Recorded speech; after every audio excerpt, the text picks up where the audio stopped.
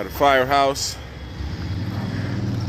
the border of North Upland and San Antonio Heights.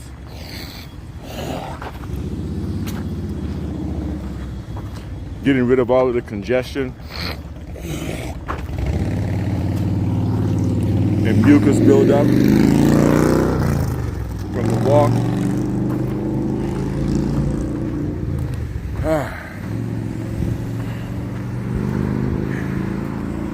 This time I ran and it felt good. Oh yeah. Whew. I gotta say, it felt good.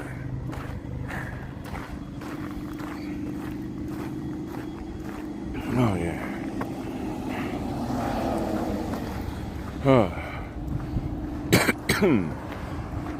Still coughing up phlegm. There's a little winter cold going around. People were coughing and sneezing on the plane when I was coming back from Chicago. And of course, we share a pool and sauna and everything, steam room. So there's going to be a little something flying around, even though it's hot. But the more active you stay, you keep yourself, then the easier it is to fend against it.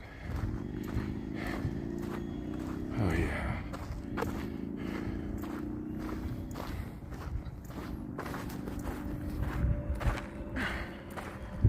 So we always talk about objectivism, right? We can talk a little bit about that this morning. We hold three things of prime importance. Reason, purpose, and self-esteem. Reason, because man is the rational animal. Every definition has a genus and a differentia. A Ford is an American car. Car is the genus, American is the differentia. Man, according to Plato, and I think he's right, is the rational animal. Okay? So, we survive by means of our gray matter. So yeah, reason. Purpose, meaning freedom, basically. You define your life as you see fit, right? And self-esteem, right? Which is the combination of self-efficacy, the knowledge that you can practically provide a good living for yourself, and self-worth, which is the understanding that you deserve the best life that you can afford to give yourself. And everything else kind of falls into place once you get those principles out of the way. So I thank my children for giving me a sense of purpose, because before them, my purpose was kind of shallow, right? My sense of purpose was, I guess you could say, more selfish pursuits, right? Which are still there. You know, I still hold business and art and exercise, deer, you know, technology, you know, traveling. There are many things that I'm still passionate about outside of having raised my kids. But, you know, when raising kids is different, you know, because you got to give more to it, right? You know, it takes while you give. So it's a different relationship, it's a sense of purpose. It's like a difference between having a job and having a vocation, right? It's a difference. And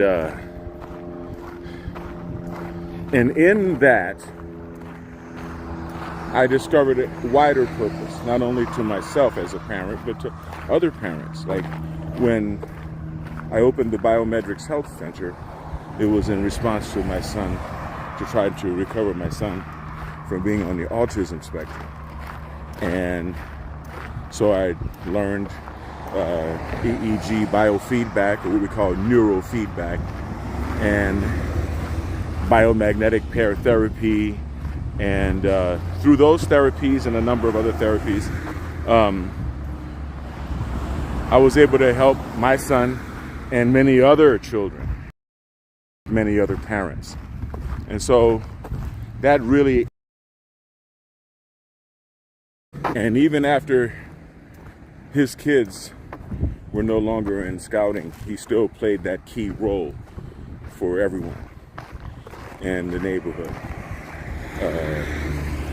Heavenly shout out to you, Mr. Shanklin. And so now I understand that even though my youngest is now 18 and, ready to go on his way, that there are still parents that need my contribution. There are still kids on the spectrum. And as long as until we make really solid changes in our healthcare system, see, this is how you avoid a strike. As soon as we find our new location. And that's becoming more of a challenge than it appeared at first. But we're still digging with it.